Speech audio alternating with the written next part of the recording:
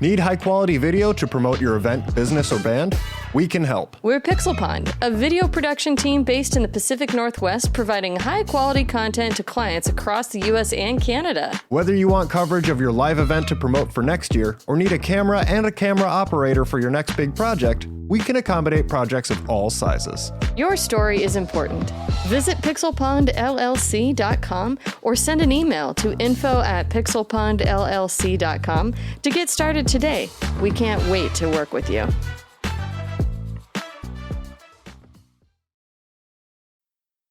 Coming up on Gamers Week podcast. Priced at $699, the PS5 Pro does not include a disk drive or a vertical stand, both of which must be purchased separately. This isn't the first Sony console to launch with an eye-watering price tag, but you didn't have to pay extra to stick a disc in a PS3 or stand it vertically. Before giving my opinion, I do want to just say the phrase, you didn't have to pay extra to stick a disc in a PS3 or stand it vertically. Giggity. You have to really enunciate disc. Stick in the disc.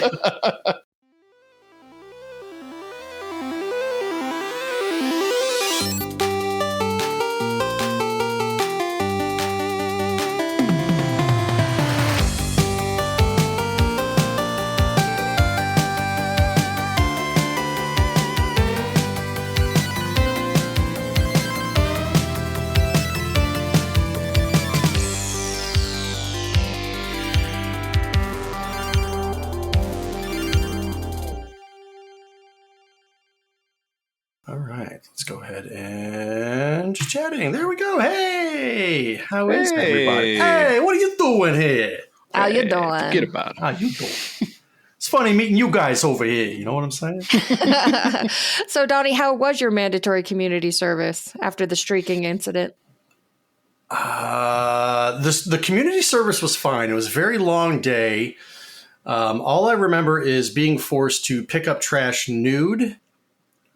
But I still had to wear like a vest, the safety vest. So it was shoes, safety vest, and one of those sticks that you just pick up trash with.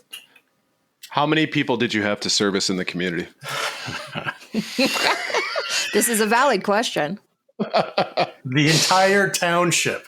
Just lined up for Donnie. The nude part wasn't mandatory.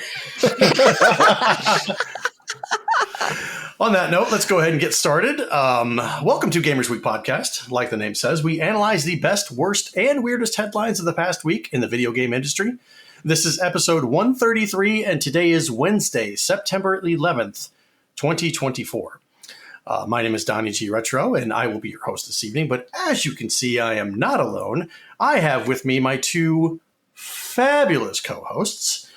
My first co-host has sold the rights to her likeness to do whatever you want with it, just as long as she gets to play Silk Song, and that's all she wants. Welcome. The new selling your soul to the devil. You know what? I would do it again tomorrow, and the next day, and the next day. Worth it. Still waiting for him to pay up, though. If they had like Silk Song ready to go, it's alpha, it's gold, it says here it is. You'll be the first one to play it. What would you do? What would you give up? What do you want? You can have it.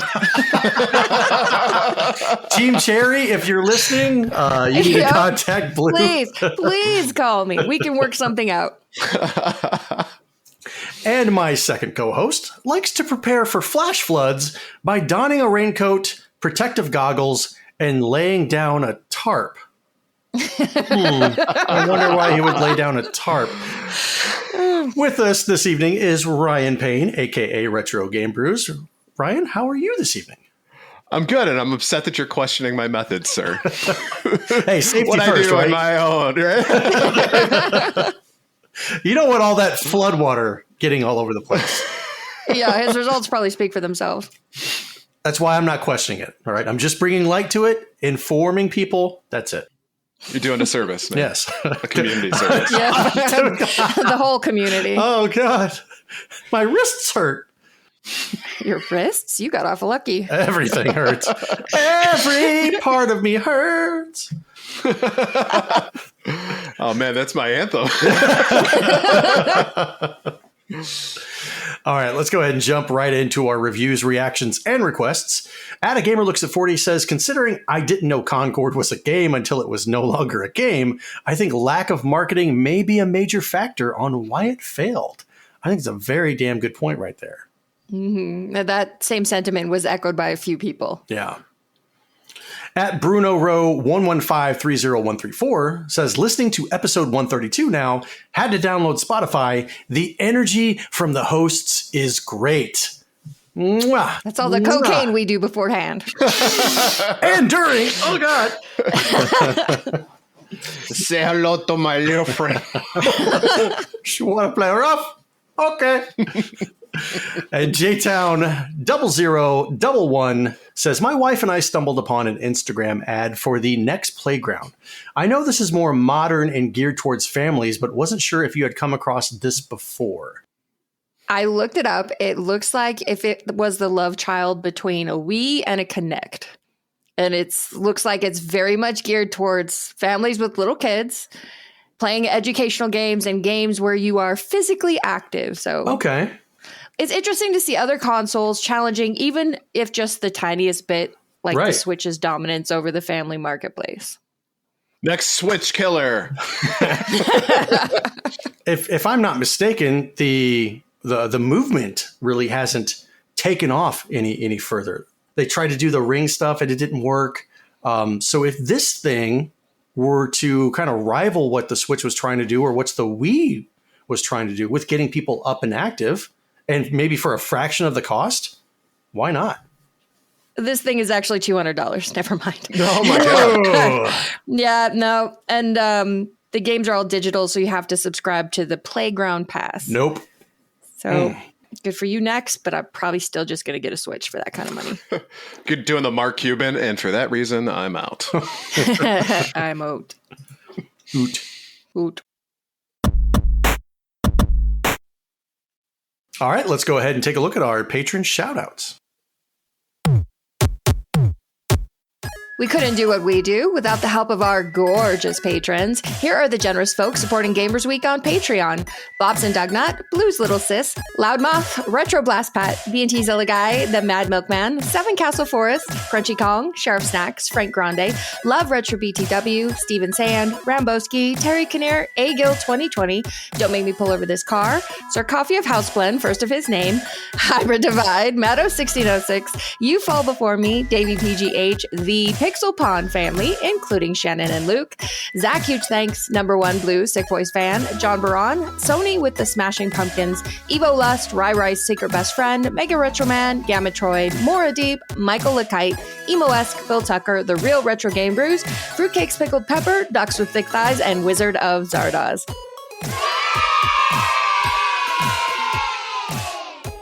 If you like what you hear today, and we really hope you do, please consider joining us on Patreon. Your support helps cover the cost of producing the show, as well as other cool stuff we'll be doing, like prizes and giveaways. You'll also gain access to our bi-weekly, patron-only bonus cast called Gamers Week Uncut, Patrons with Benefits. Visit patreon.com/gamersweek or follow the link in the show notes to learn more. What is so funny? Shire Hobbit Baggins says, it's pickled. I've seen it. It's talking about fruitcakes pickled pepper. Oh, all shriveled and... Oh. Yeah, I don't think we need any additional adjectives. Thank you. Well, now let's go ahead and take a look at the headline.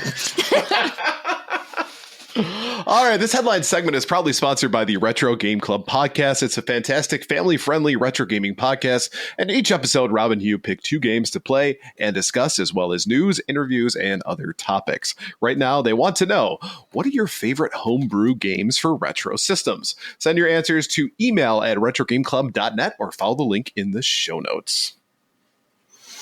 I don't really play a lot of homebrew games. No, not a lot of them. Not enough that I would really have a favorite. I'm going to make Clayman71 and Redox PDX very happy with my response. Oh. And the answer is Battle Kid. Yeah. It is a fantastic game, and it is extremely frustrating. It puts a whole new definition on Nintendo hard, but it also is, to a point, it's very forgiving in the sense that you can save quite often throughout the game. But you literally need to just trial and error the whole game, right? Because it's a platformer and the idea is to try to get to certain levels, and every corner that you take is an opportunity to die. You will die thousands of times. It's like Kaizo Mario, but the entire game was built that way from the ground up. And it is fantastic. So Battle Kid is the one I'm going with. I have seen that game. I have seen people play that game. Chalk on Twitch had played that game for the longest time. Yep. And that is, it's like Super Meat Boy and how ridiculously tough that game is. But here's the thing with the homebrew games. I'm not on the up and up on like those games that are released for the Sega Genesis and the Super Nintendo or even regular Nintendo. And I should be, like the Garbage Pail Kids one. I guess, would you consider that one a homebrew? Absolutely. Okay. 100%. Well, see, and here I was just about to ask, what is the difference between a homebrew and an indie game? Like, what makes it homebrew? Often what you're seeing is the hardware used. So an indie game, of course, will be a digital game similar to like how Shovel Knight first was when it came out. Homebrews are usually ported to like a specific console. So they're either a ROM for that console or they're a physical cartridge. So and that's probably the most common way that you'll see homebrews. Like, for example, Halo 2600. Which is Halo on the Atari 2600. And it is not first person, so don't think that you're going to get a legitimate Halo 2600. I'm shocked that it didn't work out that way on the 2600. TKN85 says Fleet is the best homebrew. I don't think I've heard of that one either. And it says it's a new Dreamcast game. Interesting. Now, if they are coming out with games like for the Super Nintendo, for the Sega Genesis, for the Sega CD, not just, don't give me this limited run crap. Give me actual developers that want to create new games for those systems that rival the games that we used to play, like Shinobi and Toe Jam and Earl and stuff like that. If you gave me newer games like that, I would totally buy more for the older systems. I agree. I think and one of the things I will say is that the homebrew scene had a huge surge, probably pre-COVID. I don't know if it's as popular nowadays, but to your point, like Garbage Pail Kids, that was a big like Kickstarter that came through. And I have a sealed copy of that game. I haven't opened it up. Oh, because I'm going to get it WADA graded because I'm a douche. You pieces.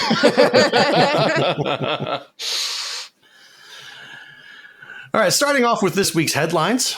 After years of rumors, the PlayStation 5 Pro has officially been announced by Sony, and it's arriving in less than 2 months. Sony's presentation focused on how the console will all but remove the need for a performance versus fidelity decision when loading up a title. This will be done through its new GPU boasting 67% more compute units than the original console, additional ray tracing effects, and AI upscaling via the brand's PlayStation Spectral Super Resolution software. Priced at $699, the PS5 Pro does not include a disk drive or a vertical stand, both of which must be purchased separately. Internet reaction was swift and merciless, with most everyone complaining that a $700 price tag for better background detail in a game is pure insanity, and I would agree. This isn't the first Sony console to launch with an eye-watering price tag, but you didn't have to pay extra to stick a disc in a PS3 or stand it vertically. Pre-orders for the PS5 are set to go live on September 26th. Before giving my opinion, I do want to just say the phrase, you didn't have to pay extra to stick a disc in a PS3 or stand it vertically. Giggity. You have to really enunciate disc. Stick in the disc. I mean, I think all of us, when we watched the reveal, along with the majority, it seems, of the internet, and we said, $700, you're fucking crazy. No way. And then there's a piece that came out from gamesindustry.biz, and it says, did you know that the PlayStation Portal the handheld device that people can stream PS5 games to, is the number one accessory by revenue this year, or that 2024's second most financially successful controller is the DualSense Edge, despite costing $200. Sony knows this. It knows all about its hyper-engaged fans who want the best experience possible, and it knows they can afford and what they care about. So in other words, this isn't for us. No. This was never meant for us. This was meant for that small fringe of gamers who have that much money and who want to see the detail of every little flag on the Ratchet and Clank parade scene and care about that. The rest of us, this is not for us. Which actually brings up to a good point for me, because I was thinking to myself, so I actually went on Twitter and I said, okay, thinking about buying a modern console, right? Should I go with PlayStation or should I go with Xbox, right? So a lot of opinions came out there, but the most consistent thing that I heard at the time was, well, wait for the PS5 Pro. That's going to be the one that you want to go with. And boy, were they wrong. As far as this is concerned, yes, I'm sure it looks great. I'm sure that they'll have some exclusives for it as well eventually, because it's pushing the technology further and further. But I think what this is also is a huge push for Sony to stop creating physical media. Right. When you have to purchase the disk drive separately, it's an additional charge on top of an astronomical price, which I think it was $70 or $80 for just the disk drive, and then like $40 or $50 for the stand. Nickel and diamond me for that as well. It's basically saying, hey, you know what? If you want it, we'll give it to you. Right. If you want all that physical stuff, I guess we'll begrudgingly give it to you, but you're going to pay a premium for it. That's a scary proposition, right? I mean, I think neither Nintendo nor Xbox has made that big of a push for digital. And now, granted, Xbox, like, their main selling point is the Game Pass, but they're still selling two consoles, one that has a disc and one that doesn't. So unless they come out with a Xbox Series XX that doesn't have a digital one, they're still the ones who are helping push, or at least keep, physical media in the house. Shire Hobbit Baggins says, let's get like 20,000 of these and make a new supercomputer. Now they figured that out because you can't change the OS on it. So unfortunately, don't spoil his dreams. I'm sorry. If this is the way that things are going to go, where you no longer have physical media, and we've talked about this before, if I cannot pop in a cartridge, or I cannot pop in a disc that I own, I'm not buying any more new consoles. It doesn't make any sense to, because the company's beliefs now is, you don't own this game. And technically, I guess, I'm not going to say that they're right, because they're just giving you the rights to play the game, right? You don't own the game, obviously, because you didn't make it. But that particular copy, I do own. I paid my money for it. I paid my money for the disc. I paid my money for the stuff that's on the disc. I own everything that's on that effing disc. And now, that's not going to happen anymore. They say, you pay us for a digital copy and we can shut that off. We can take that away at any point in time. We're shutting down this service. I'm going to disagree with both of you. I don't think this is another move towards no more physical media.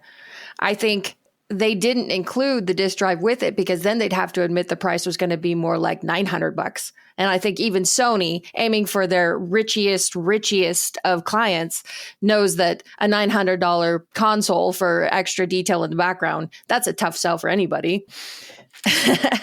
So I think they said, well, how can we make it cheaper without sacrificing the only reason to buy the Pro, which is the better visuals? That's the only reason. It's not like the games perform better. They just look better, and that's it. Which historically, the mid console refreshes, the Pros have been because there's been a little bit of boost in performance, which translated to better gameplay, not just to better visuals. So now this is purely cosmetic. Right. The games just look better. So $900 so the game can look better, that's a real tough sell. And the second part, even if Sony is kind of hoping that these disc-free or disc-less consoles will take off, if they don't sell, and this, I would bet a lot of money, about $700, that this ain't going to sell well, Sony's going to realize it's not what people want.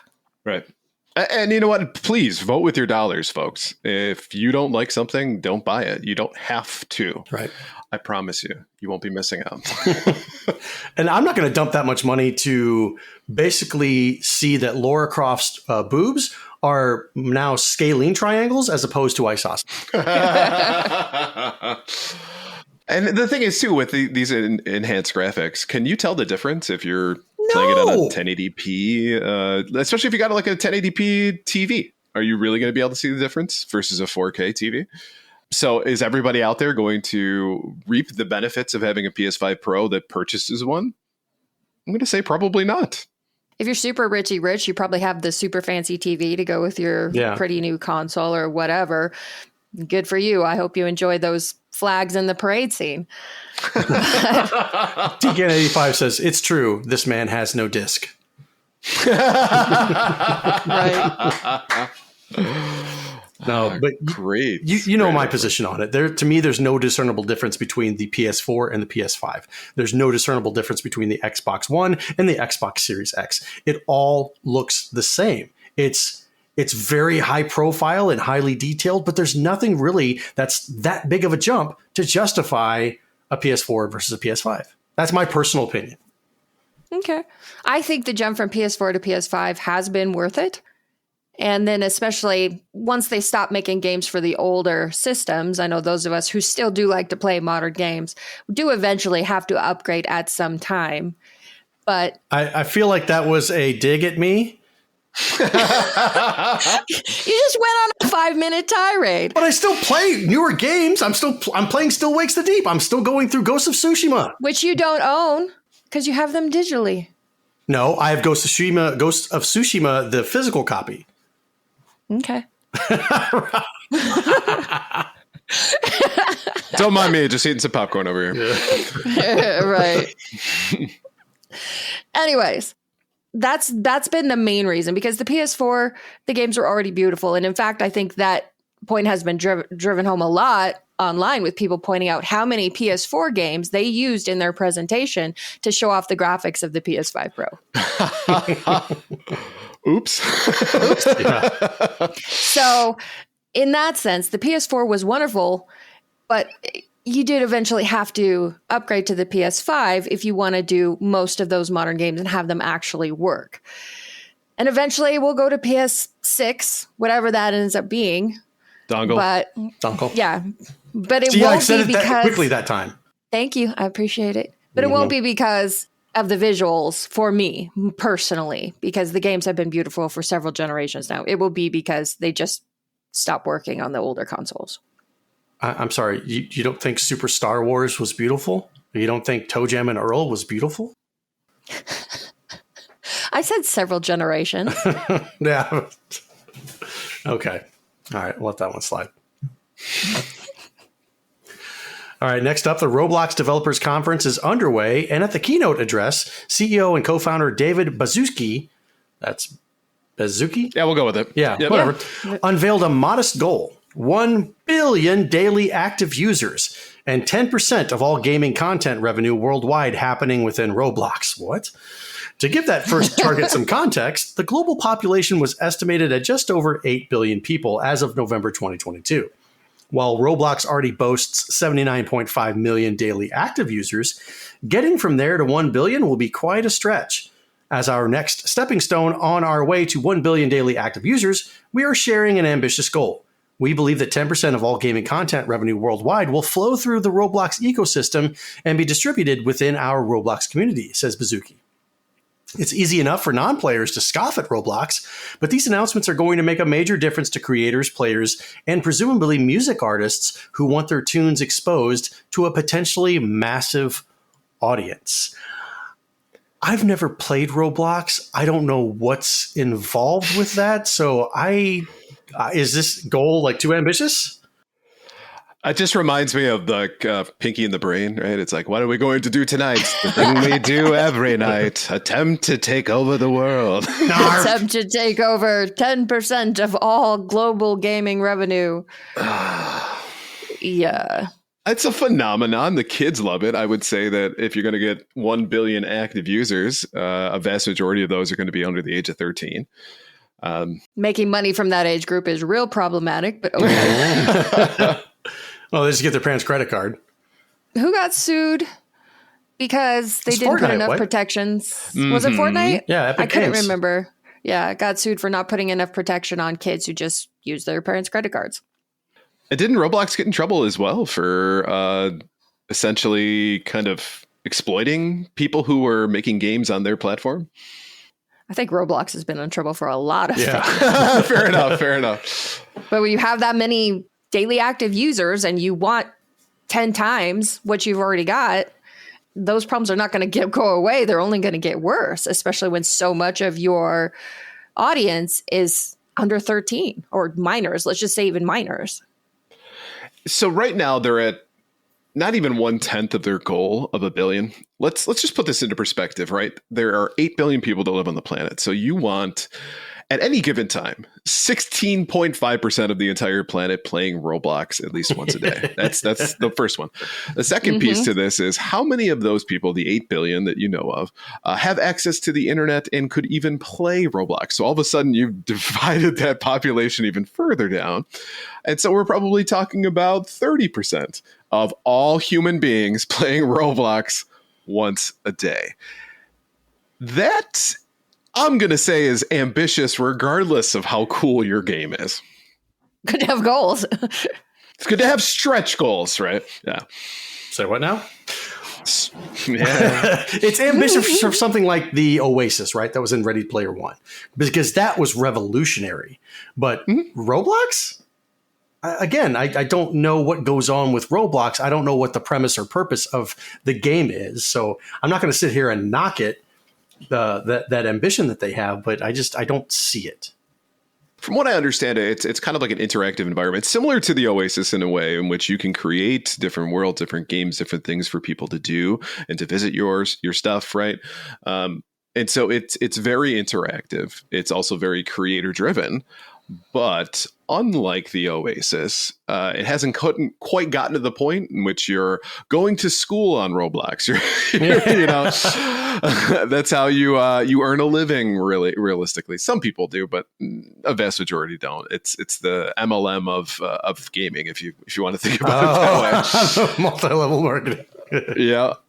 So kudos for having such a huge player base. I mean, 79.5 million daily active users is nothing to shake your stick at. That's insane. That's a lot.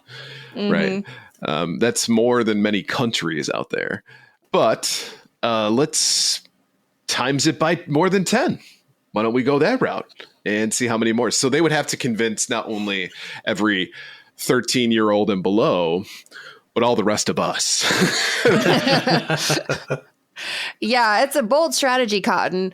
But I do think like at the end where it says these announcements are going to make a major difference to creators, players, and musicians who, if they believe it, suddenly they think that Roblox is where they have to be because that's where all the players are going to be. And then it does become a self-fulfilling prophecy, probably still not 10 times more than what they've got. But, I mean, it could work. And as far as things go, you're right. It could work, but the current iteration of Roblox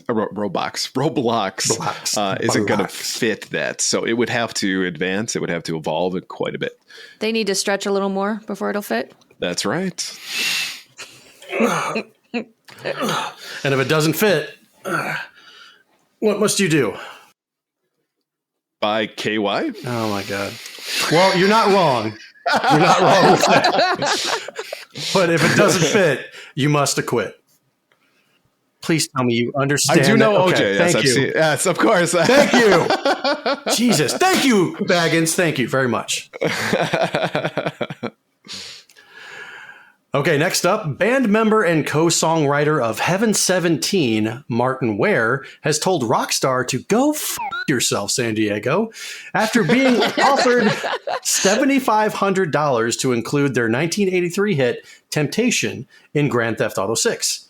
I was recently contacted by my publishers on behalf of Rockstar Games regarding the possibility of using the 1983 hit Temptation on the new Grand Theft Auto 6, Ware wrote on Twitter on September 7th. It was $7,500 for a buyout of any future royalties from the game forever. To put this in context, Grand Theft Auto 6 grossed, wait for it, $8.6 billion. But think of the exposure, right? He added before signing off with, go f*** yourself. When pressed in his comments that he'd f***ed up by turning down such an opportunity and long-term win, he responded, I haven't f***ed up.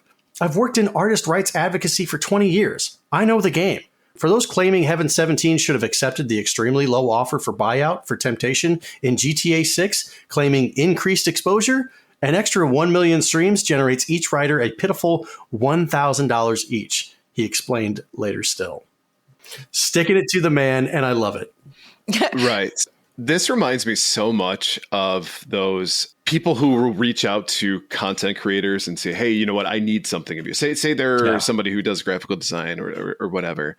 And they're like, I don't want to pay you, but I've got a huge audience and I'll pay you an exposure. Right. Mm-hmm. Well, if everybody's paying an exposure, that's not exactly a currency that helps pay for your rent. I don't think you can go to your landlord and be like, you know what, though? I got a lot of exposure this month. So yeah, can we barter some exposure? I can help you out. You want to see exposure? And that's why you should turn in for the live show. There you go. But a song that was brought out in 1983, do they need additional exposure? Is that a thing where they're like, oh, you know what? We got an album coming out next month.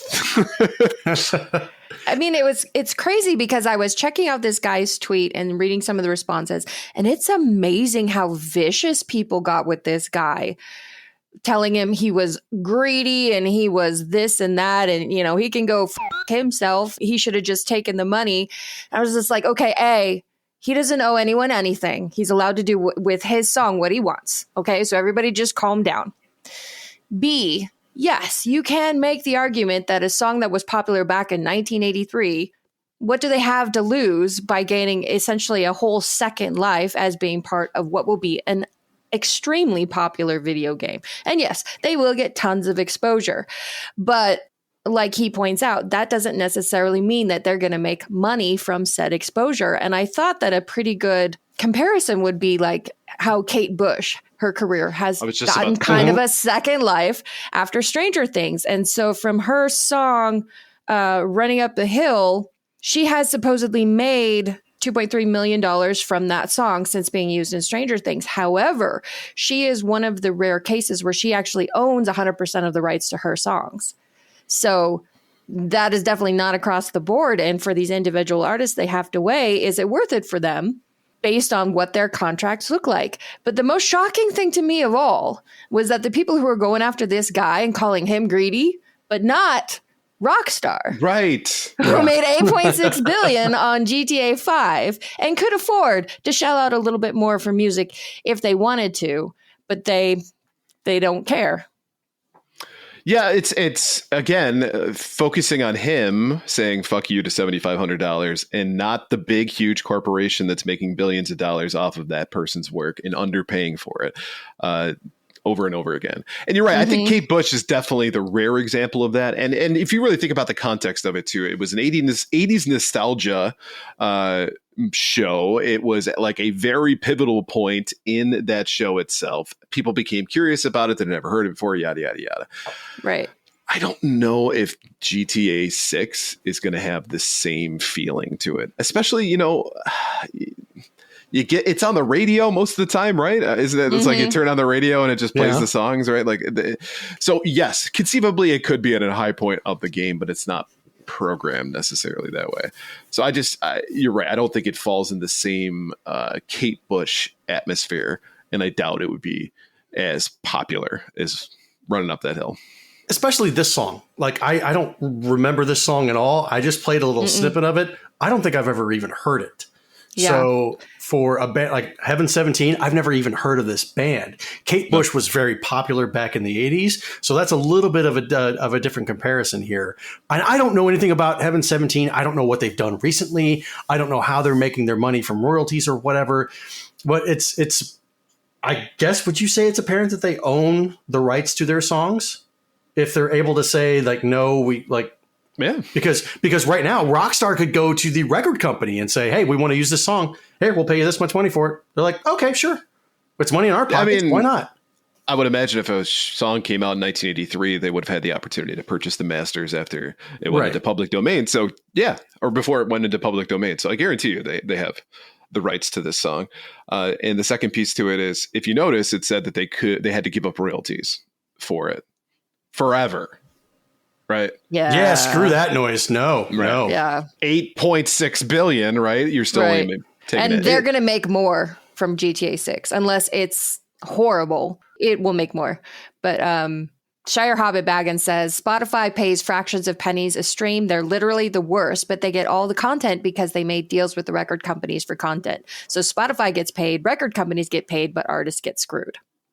And you know what it reminded me of? You remember, Donnie, when we went to go see Tim Kitzero in the Southern Fried Gaming Expo, and he was talking about his first gig, which was NBA Jam. Not his first gig, but one of being a part of that NBA Jam gig. He got paid $200 for that because nobody knew that was going to blow up. Right. And so he has only made $200 off of, boom shakalaka. Yeah. Now he's turned that into a career. So fantastic for him. But I don't feel necessarily Heaven 17 is going to be like, this is a great way for us. We're finally going to make it. And even Tim said that later on, like NHL Open Ice and the other games that he did, he was able to negotiate his contract based on the success of what NBA Jam did. So, good on him. But like you said, Heaven 17, they really don't have, I guess, that much negotiation power when it comes to their relevancy in Grand Theft Auto 6, because it's like, we don't know who you are. Right. But still, good for them for standing their ground and saying, that's not enough money for us. You're going to be Scrooge McDuck swimming in your coins, and you want to give me one coin? No, thanks. No. Right. Ohio Boy Kwan says, I wonder if this is why people have been selling their catalogs lately. The guaranteed money is not a good idea. Right. Yeah. And then what happens when that runs out? Talk to MC Hammer. Yeah. Well, then the infomercials start. Oh, yes. I would love to see MC Hammer doing infomercials.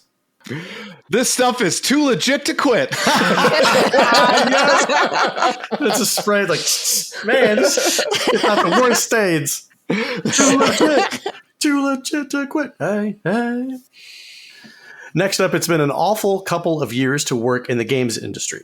At the beginning of this year, 16,000 devs had already lost their jobs, and that number has only climbed as companies like Bungie, Rocksteady, and countless others have laid off hundreds of staff. Still, not to worry, because all those now jobless devs can just find a cheap place to live and go to the beach for a year. That's according to former Sony Computer Entertainment Europe president Chris Deering, who's just guested on an episode of the My Perfect Console podcast. Drive an Uber or whatever. Go off to find a cheap place to live and go to the beach for a year, says Deering. I presume people were paid some kind of a decent severance package, and by the time that runs out, well, that's life. What you have to do is things jump out in front of you and you deal with them just like any game. So get over it. And let me be the first to say, Mr. Deering, fuck you. Right. On your high horse. This is the problem. He's up on his pedestal looking down because he makes all of this money, and he's not the guy that's down there in the trenches getting his hands dirty and making the actual stuff. And you're telling people to go drive an Uber? What if they got a freaking house payment and a car payment and they're sending their kids through colleges? Screw this and guy. To your point, I mean, this guy's the CEO, so more than likely the reason that he's laying people off is because of decisions that he has made, and he does not have to face the consequences of real life and getting over it. I had a similar situation where I got furloughed at the beginning of COVID, right? I was furloughed for 6 weeks, and I was really nervous about it because, like you said, house payment, car payment, all those other things that are coming to bear. And the head of HR for that company said to me, well, when I was young, I got furloughed from a job for a little while, and it was the best thing for me. I just, you know what? I relaxed the entire time. Yeah. And I was like, well, did you own a house at the time? Well, I was living with my parents, and I go, have a great day. There it is. Yeah. See, when he says, I assume they got some kind of a decent severance package. I mean, think about what his perspective for a decent severance package is. Mm-hmm. He's the former CEO. So when he left, his severance package was probably what, 10 million, 20 million? Something like that. Got a golden parachute was part of his contract. Guaranteed. So you make that work, you go to the beach and you deal with it. It was so difficult. Most places give you 2 weeks for every year. Well, you worked here for 3 years. Here's 6 weeks of severance. Right. You Fall Before Me says, a nice severance in the tech industry doesn't last long, and don't ask me how I know. I know exactly how you know You Fall Before Me. I know as well. Yeah, I mean, it's the whole like eat the rich thing. Sometimes that can be a little exaggerated, but sometimes they're just there like putting the whipped cream on top of themselves. You know, they're just asking for it. Yes, with the awkward cherry and the whipped cream, and they're just asking for it. This guy is a horrible person. You know, we've seen a slew of CEOs that are just so disconnected from reality. I mean, there's been like 3 or 4 stories this year alone of CEOs saying something that is disconnected with reality. It's insensitive, and it shows a complete lack of understanding and empathy from their part. Because your point, Donnie, because they live a lavish lifestyle, so they don't know any different. Right. They don't care. Well, not only does it show a lack of perspective and empathy, it's a lack of responsibility for the fact that their decisions are what's making this happen. 100%. But like you said, the fact that all these CEOs are kind of trotting out and opening their big flabby mouths and saying stupid shit, which should be one of 2 things of their job description. Like we talked about, don't say stupid shit, but they continue to do it. So we suspect that they are probably all like this with this mindset, which tells us that this situation is not going to get better. It's going to get worse. Is this just endemic to gaming companies, or is this just like every CEO out there? Probably not. It's probably every CEO is like this. So I believe this is the same Chris Deering, who appears to be on LinkedIn. I can message Chris Deering and let him know just how big of a f***ing moron he is. Well, first of all, butter him up so he comes on our podcast first, so that other podcasts can talk about our podcast, and then to his face, call him a huge f***ing douche. Lou, I apologize for the amount of F-bombs that we're dropping. Right now, this segment is Yoshi's going to be getting a workout. Well, on the previous one when you were reading it as well, so it's going to be a Yoshi-filled episode. You Fall Before Me says, let's send him a nice card. We'll all sign it, all right? Yeah. Satisfaction said they're just missing the, but hey, the goal achievements pizza parties were banging, right? Right. All right, last up tonight, 12 years after its arguably timely death, an obscure video game console called the Zeebo lives again thanks to the efforts of an emulator developer. The Zeebo was released in Brazil and Mexico in 2009 as the very first digital-only video game console. Despite hosting games from franchises as massive as FIFA, Crash Bandicoot, and Resident Evil, poor quality hardware and software ensured that the system never really found an audience, and it was discontinued in 2011. But now, a Zeebo emulator is currently in very early development courtesy of a dev who goes by Tuxality. It has not yet been publicly released, but honestly, any progress on Zeebo emulation is a sight to behold. This is a console that's darn near unheard of in English-speaking corners of the world, and with a library almost exclusively filled with games no reasonable person should ever want to play. Yet somehow, the Zeebo has managed to develop a community of fans that seem to only partly be in it for the memes. And we know what the power a meme can hold because look at what GameStop did. So if Zeebo comes out with some incredible memes, that's going to skyrocket. It's going to make millionaires out of the people who are developing this. And where do they go from there? I just, we talk about games preservation a lot, right? It's this idea that we preserve games. It's important for us to have access to games. And then you think about it, there's some games out there maybe like we wouldn't be so upset if they disappeared forever. But the one thing I will say is it sounds like Tuxality is having a blast doing this, and it's fun and it's a joke, and so people are taking kind of the humorous approach to it. So if it provides somebody with some joy, I say I'm all for this. I think it's great. I think preserving it in perpetuity in a digital space, maybe we can all laugh at some Zeebo games. In fact, we play video games bi-weekly on the show. Is there any way for us to get some access to some Zeebo emulation games? We could do a Zeebo night. Well, yeah, I was kind of thinking that it's funny because when a Nintendo emulator comes up, Nintendo's throwing out the cease and desist letters almost faster than the emulators can even get started.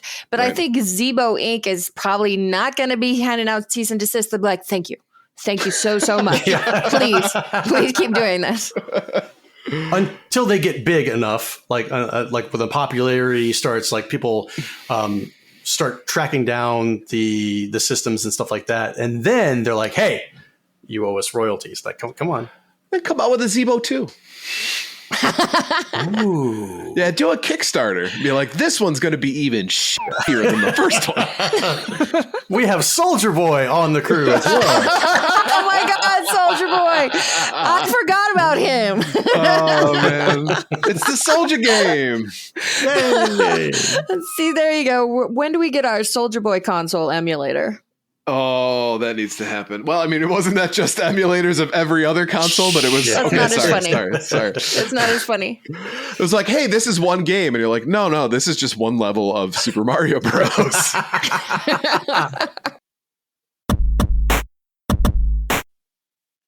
All right, now it's time to move on to our top 3 new releases. First up tonight is Funko Fusion, out on PS5, Xbox Series X and S, PS4, Switch, and PC. Funko Fusion is a third-person action game that's all about celebrating fandom.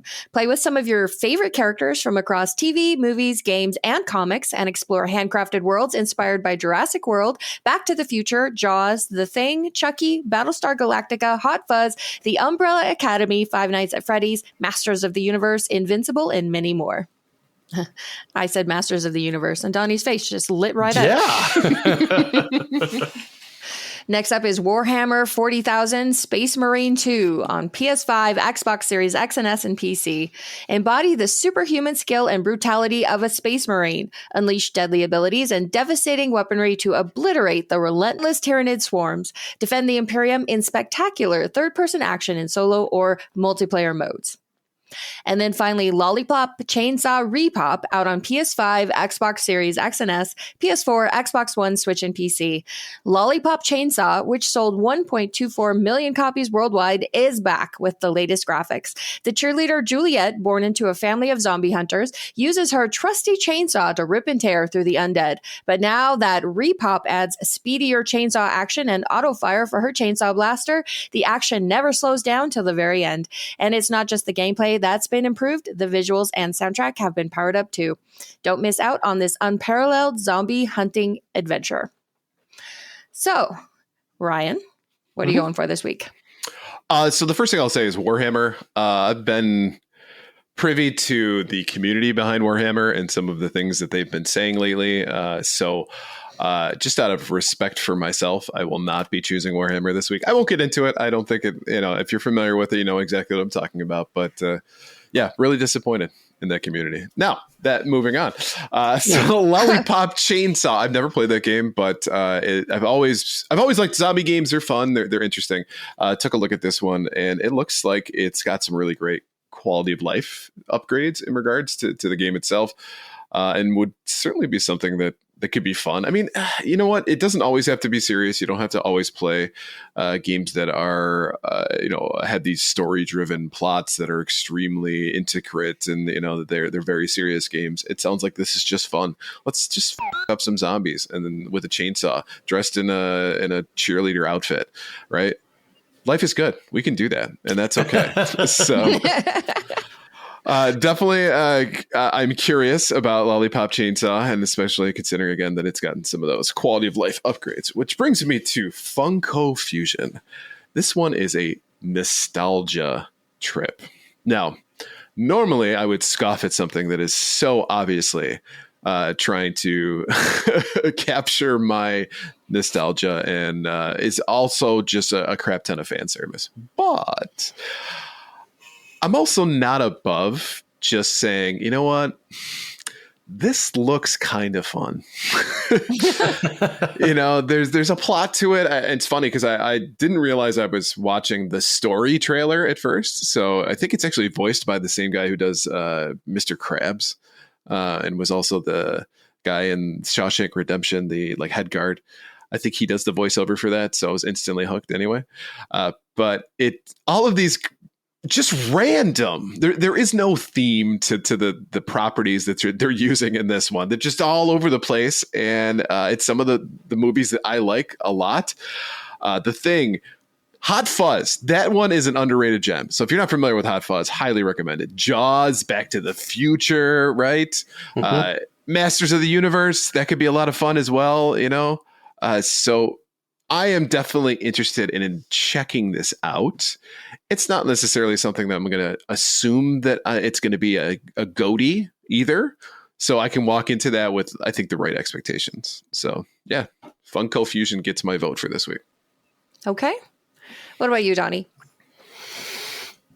It's tough. This week is really tough. I never played Lollipop Chainsaw whenever it first came out. It didn't really appeal to me, sexy woman killing zombies. Oh, okay, I've seen it a million times. I'm tired of the whole zombie thing. I really am. Zombies. You're right, Ryan. Sex does not sell. It doesn't. It's disinterested, right? Fire! Yeah, let's check out your browsing history and then we'll see. So Lollipop Chainsaw, probably won't be picking that one up. If it's ever like a free-to-play type thing, maybe I'll take a look at it. Warhammer, whenever I think of Warhammer 40,000, I think of a real-time strategy game.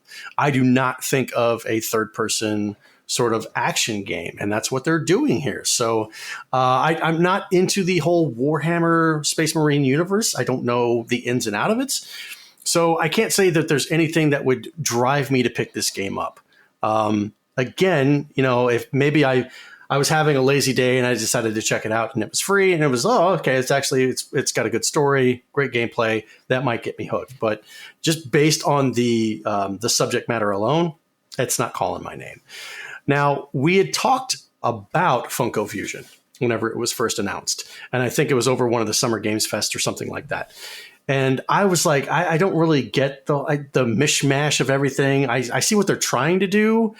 And I could just go watch a movie clip of Back to the Future of the scene where Doc is sliding down the thing and connecting the thing. And Marty hits the thing and he goes back in time. I can just watch a clip of that. Do I really need to have that in the game? Maybe. Just depends. It depends on what actually is happening in the game. And it looks like your big-headed Funko Pop first-person shooter type thing. Is that going to work? I don't know. So I'm going to say for me this week, probably a big fat 0. And the game that I'm going to pick up instead is Nobody Wants to Die. He's going rogue. I'm going rogue. I'm going off script. Is that allowed? Yeah, I think this is a first. We've done this 133 episodes, and we've never picked something that wasn't on the list. You have to pick from the list. It's our podcast. We can do whatever we want. Our podcast, our choice, and I'm picking Nobody Wants to Die. Okay. What is that? It's a first-person, first-person tech noir cyberpunk detective. We were talking about it in the Discord. I showed a picture of it the other day. It's actually getting very positive reviews, and you're like a detective that it's in the future, but everybody loves the old-timey look and feel and settings and stuff like that. And it's very BioShock-esque. So based on that, I think I'm going to pick that one up. Nice. TKen85 says you need to do a big end of year reveal of how many of your picks you actually bought. And I was just typing in the chat, man, if I bought a new game every week, I'd be broke. Yep. They go on the wish list of someday. Blue, what about you? What are you picking up this week? So Warhammer, I don't like shooters, though. It seems like shooting space bugs is a big thing right now. People are into it. So I'm sure that it's going to get a lot of sales. Lollipop Chainsaw Repop. I didn't play this before and I didn't know a lot about it other than it's just kind of like a cult classic from you. Like you said, you're a cheerleader in a skimpy little outfit and you've got your boyfriend's severed head on your hip and you're killing zombies. So I watched a trailer for the first time and it felt very, very dated. It felt very 2010, 2011 with just that kind of vibe. Not that that's bad, but it's just like, wow, this really is 13 years old or whatever. And then I saw it was made in conjunction with Suda 51. I was like, oh, there it is. Now I understand the tone. Now I get it. I'm not saying that I'm not going to play it, but I'm less interested than I was before, but still keeping an open mind to it. I put my boyfriend's head on my belt, which was the style at the time. What was that? Take your time. I know what that's from. Come on. Oh, come on. I'm embarrassed for you, Donnie. I'm sorry, I can't remember it. I know what you're saying. Especially you. You're like a huge fan of this show. Okay. Anybody want to help him in the chat? Was that Simpsons? Yes. Yeah, Okay, there it is. that was Grandpa Simpson, right? Yes, exactly. Okay, yeah. You fall before me says 90s kid card revoked. Hey, took a little bit, man. I've got a bunch of crap up here swimming around, so forgive me. So anyway, so that leads me over to Funko Fusion. And, you know, I've kind of been positive about this game since the first I saw it. I realized that it is nostalgia baiting and it is pure fan service. And I don't mind that, considering that's essentially what Funkos are anyway. Right, it's not like they took something that used to be creative and original and said, we're just going to start redoing our same old stuff and stop putting effort in. Funko's just always kind of been about nostalgia baiting and fan service. And so I don't mind it here. And the game almost has kind of like an Astrobot vibe with its different themed worlds to explore and just kind of these little chibi characters that you're controlling. So I think of these three, that's the one that I'm most looking at. Can't go wrong with chibis. Nope.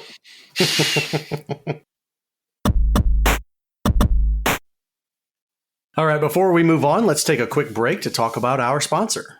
This segment is proudly sponsored by A Gamer Looks at 40 podcast. The show explores the history of video games through the stories and experiences of the people who lived it. This week was the 25th anniversary of the infamous 9999 launch of the Dreamcast. I was there. I lived it. So this week's question is, what is your favorite failed Sega console? I don't like that tone. I told you. I told Ryan before you got to the show, I was like, Donnie is going to complain about us asking this question. They're all winners in my book. Let Bill know your answer by sending him a tweet at A Gamer Looks at 40 on Twitter. Don't quote me the date, which I was there when it was. Yeah.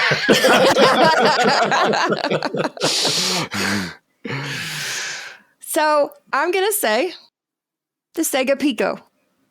The Pico. What? Okay. Come on, man. Oh, it's a cute little handheld. What's that? I know it came out in 93 and I was too old for it, but if I had been like 6 when that thing came out, my God, would I have wanted? I'd have killed for one. I'd have killed my whole like first grade class for one. Jesus. I love the idea of that in that day. And of course it didn't work out, and it would never work out now because everybody's got a freaking phone and a tablet whatever. Yeah. But Right. back in the day, I think it was great. I watched a thing. It was all these Sega game testers, right? Mm-hmm. And apparently a punishment was that you had to review Pico games. Oh, anything but that. Ryan, what about you? What's your favorite failed Sega console? I'm going to say the Saturn. One of the reasons I like the Saturn too was something I didn't realize back in the day. So, what's cool about the Sega Saturn is, of course, in the US, in North America did not do very well and also did not have a whole lot of games for it. But you can buy this 4 megabyte RAM cartridge that fits in the back, right? And that will allow you to essentially make it region free, which means you have access to a whole huge, like 4X library that's available for imports for the Sega Saturn, which actually, retro shops back in the day, I wasn't aware of this, but, your Babbages and your Funko Lands, they had a whole lot of imports that either they were purchasing or getting traded into them. And that was a big market for them for a while. So your access to just a whole slew of games that realistically I was when I was a kid, you wouldn't have been able to get your hands on are now available. And you know what? I love that. And I think the Saturn deserves a lot more credit. Okay. What about you, Donnie? No question for me. It's the Sega CD. Oh, I'm so surprised. Yeah. The Sega CD was revolutionary because it was the first system that was actually playing full motion video games at the time, which led to the 3DO being created and everything. And it was doing something different that Nintendo just wasn't doing. That's when Nintendo started seeing what Sega was doing and said, oh, maybe we need to do a disk drive and yada, yada, yada. So that's when they started partnering with Sony. And then that whole debacle thing happened and whatnot. So I have several Sega CD units. I love the system. I loved the idea of being interactive with my video games, like with movies, like going to the movies and being able to have a controller and pressing a button and having it do something. It's like, hey, it's like I'm the director.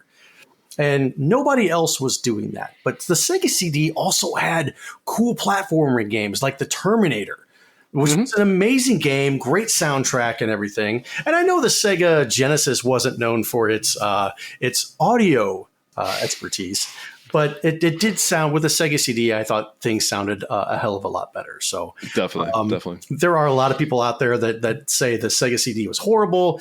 I am on the opposite fence of that. I absolutely love the Sega CD, and that is my favorite console almost of all time. And just so happens to be...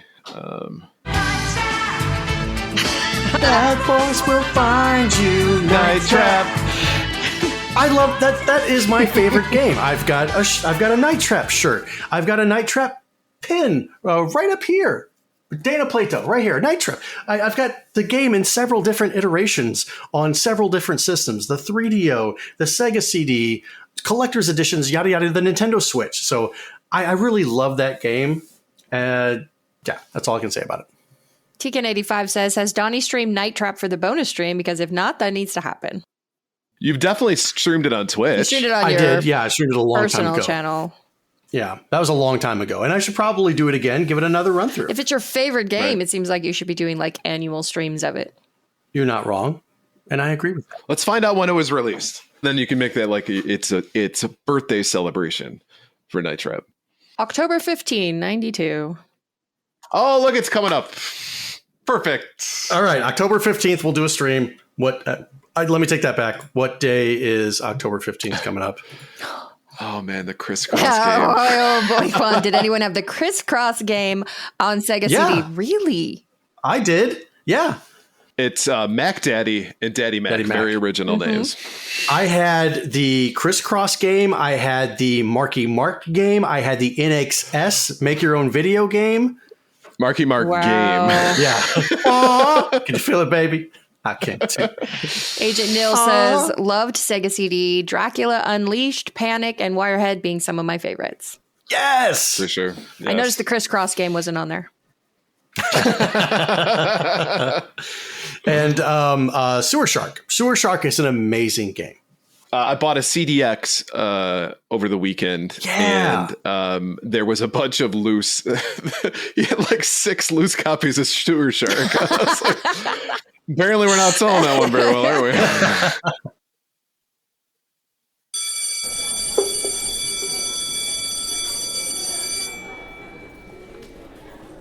All right, thank you for coming, students. Please take your seats and welcome back to Professor Rybread's Gaming History 101. And in today's lesson, no surprises here, we'll be talking about one of the most criminally underrated video game consoles of all time that turned 25 years young this week.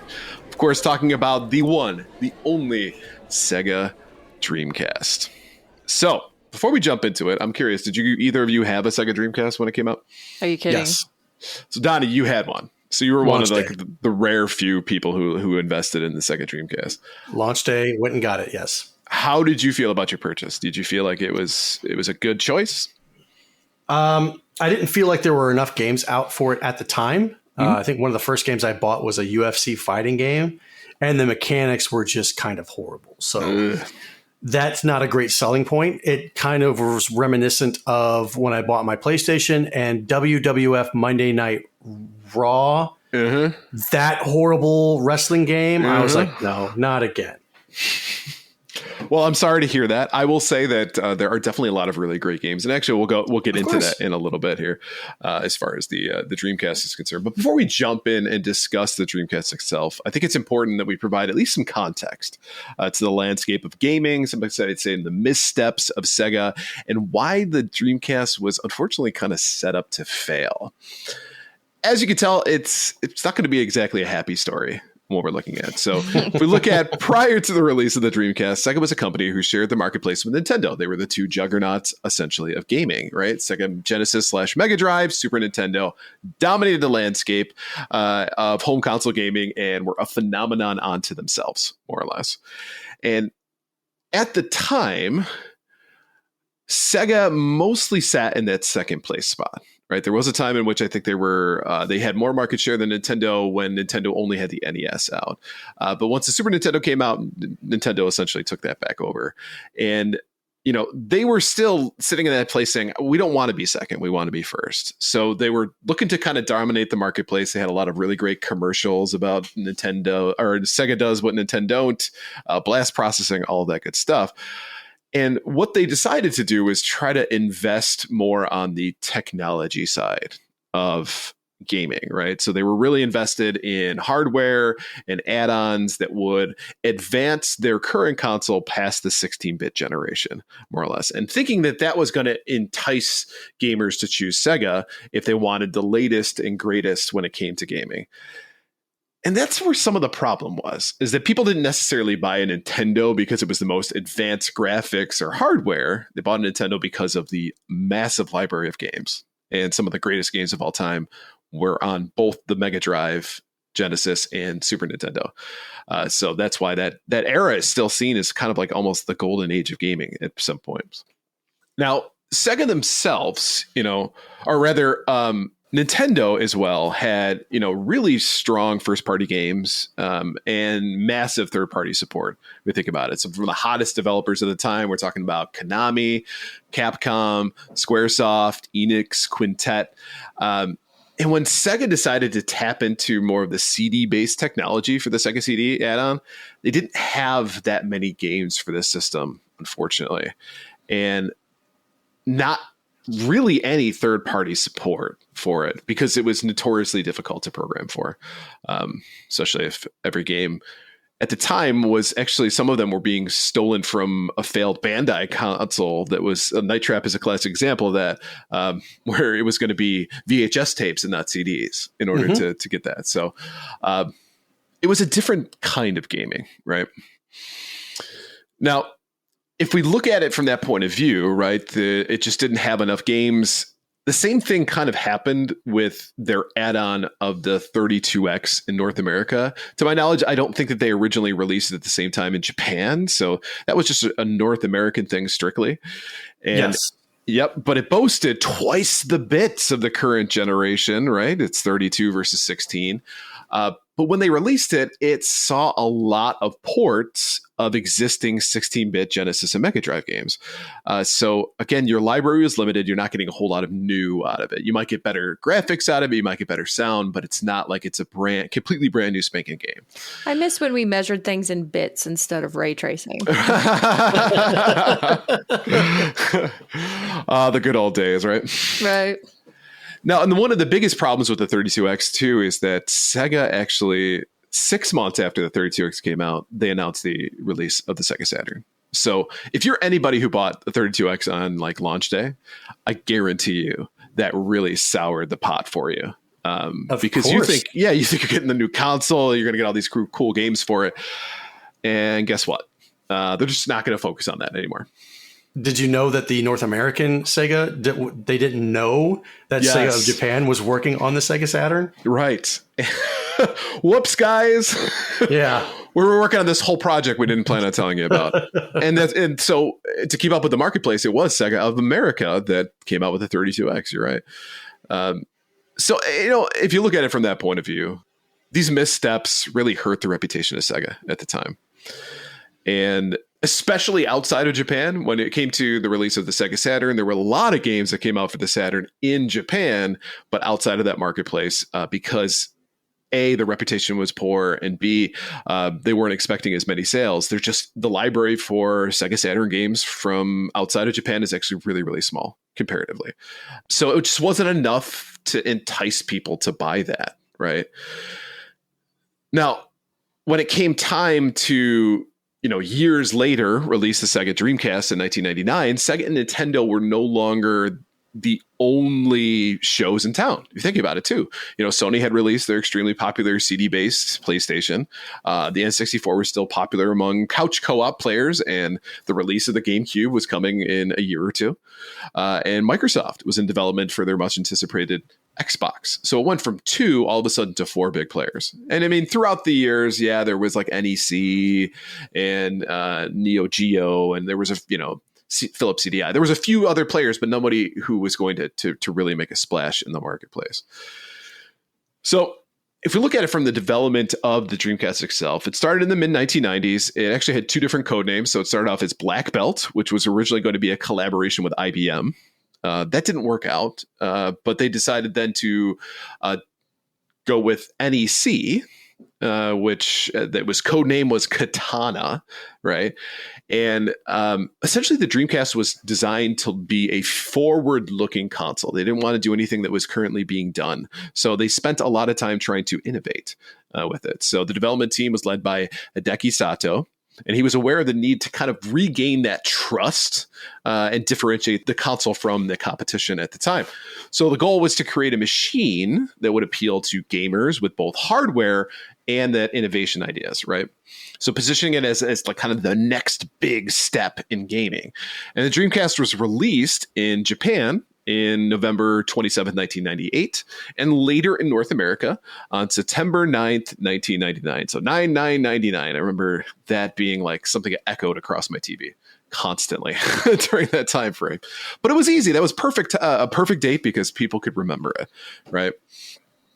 Now, at the time of the release, it was technically the most powerful console on the market, surpassing the PlayStation and the N64 at the time. It was leaps better. So if you invested in a Dreamcast at the time, you had the best of the best at that moment. Now, the Dreamcast came out with a whole slew of fun and interesting capabilities. So it included a built-in modem for online gaming, the first home console system to do that. Awesome. And the Dreamcast used GD-ROMs, which held more data than your traditional CDs. So it allowed for larger games, better audiovisual content with it. And the visual memory unit, or VMU, which I think is just super fun and cool. And it's one of the most unique features, I think. There we go. There's the Sega Sports Dreamcast as well, the black one. Yep, Donnie holding up his evidence of his love for Sega. With the line out, yep. Yeah, there you go, right there. So the VMU actually, it would display information for games. It served as a mini game device. It was a memory game or memory stick, if you will, too. And you could actually interact with players outside of the main gameplay experience with it. So it's like this little fun thing that you can take in and out of the controller, and it would do things depending on the game. And as far as I'm concerned, I think, though, the biggest gem of the Sega Dreamcast is, of course, the games. The library of the Dreamcast eventually became pretty diverse, pretty large and diverse, especially comparative to what we experienced with the Saturn in North America, particularly. So I can list the best games for the system, but I assure you I wouldn't do it justice, and I would forget one. So I'm going to pick some of my favorites in this, and you feel free to at me with the ones that I missed. So is Sega Marine Fishing at the top of the list? Oh, man, you spoiled it. I'm sorry. No, it's Seaman. Ah. Not the top of the list. So the first one I'll go with is Power Stone 1 and 2. I thought that was a really cool, like unique 3D fighting game that actually uses the 3D environment to make matches more fun and challenging.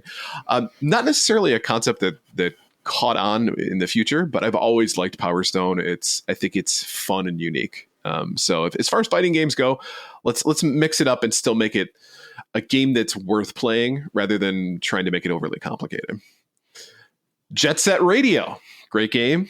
It's during the inline skating craze back in the day, and your job is just simply spray graffiti all over Tokyo and battle rival gangs.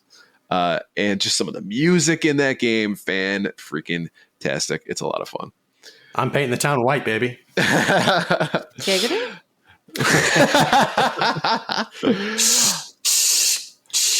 Next one is Crazy Taxi. You're a reckless taxi driver, and you will do anything to get your customers to the location in record time. And I do mean anything. So just try to visualize that if you're not familiar. Vehicular homicide. Sorry. Seaman. Told you. I'm going to say it's a very unique and strange virtual pet game where you answer questions to a fish straight out of Monty Python's Meaning of Life by using the Dreamcast microphone attachment. And plus it includes voiceovers by Leonard Nimoy. I don't think you can go wrong with that. I think everything I just described to you is a perfect game. Even the name. Even the name, right? It's an innuendo. Love it. Then there's NFL 2K, that entire series. It's probably one of the biggest. It was the biggest rival to Madden, and it was for much further than even the Dreamcast existed, and is considered by many to be the superior American football experience. And they're bringing it back too, right? They've gotten a few new 2K games that have come out with Jamie Kennedy and Carmen Electra. That's right. Because now they. We just talked about that a few weeks ago. Nice. All right. And then Sonic Adventure, of course, it's the first mainline Sonic game to feature true 3D gameplay. Some people love it. Some people don't. That's an opinion, but I definitely think it's an important one to mention. And the last one I'll say is Phantasy Star Online, the world's first online RPG for home consoles, allowing you to team up with 4 players across the world. Very, very cool. Led to things like WoW, which I think was maybe even more influenced by EverQuest, but nonetheless, it was something. Yeah. It was part of that movement to move into interactive RPGs that you could play across the net. So very, very cool. Very ambitious as well. And actually a pretty good game if you're familiar. Feel free in the chat. I won't read them out loud because we're going to continue to talk here, but tell me, what is your favorite Dreamcast game that I didn't mention? So when it comes to Dreamcast itself, despite the kind of strong start that it actually sold 500,000 units within the first 2 weeks of the North American launch. And it actually, though, faced kind of an uphill battle, right? One of the biggest challenges came from Sony in its announcement of the PlayStation 2. Now, the PlayStation 2, which was going to be released in 2000, boasted more advanced hardware, the ability to play DVDs, which is a major selling point at the time, right? As DVD players were relatively expensive. So you get a free DVD player with your console. That was huge. In fact, I know plenty of people who just bought a PS2 just to play DVDs on the thing. The anticipation, though, for the PS2, I think, was pretty immense. And many people just chose to wait for Sony rather than invest in a Dreamcast. And really the sheer hype around the PS2, coupled with Sony's existing dominance already in the marketplace, led to kind of a significant drop in Dreamcast sales after its initial success. So an unfortunate story, right? Resident Evil Codename Veronica, good one. House of the Dead 2, good one. All right, I said I wasn't going to read them, but I did. Yeah. So by the early 2000s, Sega's financial situation was actually pretty dire. Years of kind of the mismanagement that we've been talking about, the poor hardware decisions that we've been talking about, and really the failure of the Saturn left the company pretty deep in debt. And despite the Dreamcast's initial success, Sega just couldn't afford to continue supporting the console. So on January 31st, 2001, basically 1.5 years Sega 1.5 announced years, yeah. that it would cease production of the Dreamcast and exit the hardware business entirely. The company shifted its focus to becoming a third-party developer and publisher for creating games for rival platforms like PlayStation 2, Xbox, and GameCube. And eventually they're going to come out with Super Game. They keep saying that. It's not going to happen. So to wrap things up, despite its commercial failure, I think the Dreamcast is remembered specifically by fans as being pretty fondly remembered, and even critics, I think, will admit that the Dreamcast was actually a pretty cool and unique machine. Many of the games released for the system are now considered classics. Yeah, satisfaction. They pulled the first Concorde. And the Dreamcast innovation, especially if an emphasis of online gaming, which was definitely laid the groundwork, I think, for future consoles. So just wanted to say thank you for attending today's Gaming History 101. And just a reminder, if you have any ideas for a story or a topic you'd like to hear, send us a message at gamersweekpodcast@gmail.com. We might feature your suggestion. Well said, Professor. Well said. Well, let's go ahead and wrap up this episode. Thank you for listening to episode 133 of Gamers Week Podcast, and a big thank you to the Retro Game Club Podcast, Love Retro BTW, A Gamer Looks at 40 Podcast, and Pixel Pond Production Company for sponsoring this episode. Don't forget to check out their links in the show notes. If you want to connect with Gamers Week, follow us on Twitter at Gamers Week PC. Watch us right here on Twitch at twitch.tv/Gamers Week Podcast, where we will record live every Wednesday at 8:30 p.m. Central Standard Time. Email us at gamersweekpodcast@gmail.com. Visit our merch store at gamers-week-podcast.creator-spring.com. Or if you want to do it the easy way, follow the link in the show notes. And last but not least, join us on Patreon at patreon.com/gamersweek. And finally, since you made it all the way to the end of this episode, please leave us a rating and a review to let us know how we did. We really do value your feedback. While you're there, consider subscribing on iTunes, Spotify, or your podcast platform of choice. And from what I understand, Spotify now allows reviews. Right. I did see that. You can leave reviews on Spotify now. And Apple Podcasts will now allow you to view them on a website. So if you've got an Android phone, you can, because you would want to, right? Okay. So, yeah, Apple Right. Podcasts. There's no other option you could be using if you have an Android phone. Definitely. If you just wanted an excuse to download all 133 episodes again, Over several different apps. we won't stop you. You do Right. you. You got to pump those numbers, son. Well, thank you all again for such a great night. We always enjoy having you here with us when we do the live recording. We couldn't do this without you. You guys have yourselves a great night. We'll be back here next week with another episode. So thank you very much, and we'll talk to you later. Bye. Good night. Good night, Ned.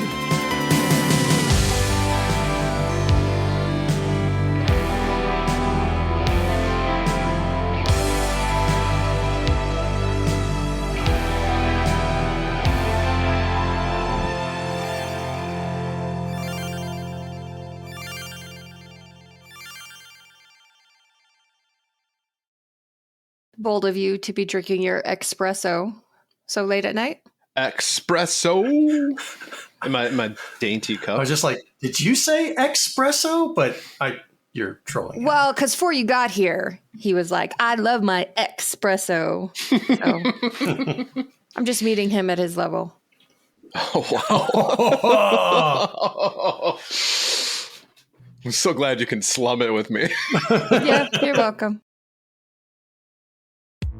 Welcome to Gamers Week Uncut. Welcome to Gamers Week Uncut. Welcome to Gamers Week Uncut, Patrons with Benefits. This is the unscripted, patron-only bonus cast with less editing and more dirty jokes. We don't know where the conversation will go, but we're sure it will be weird. This fish just went right on my nipple, and I'm just like, I Google Street Fighter 6. The first search result that comes up is people think they can see Ryu's in the Street Fighter 6 reveal. Listen up here, kids. You're not going to want to get one of those VD STDs things, right? Make you fall off. When you go, grab a pro. You'll be doing it for America. That was perfect. If you want to hear weekly episodes of our patron-only bonus cast, join us at patreon.com/gamersweek.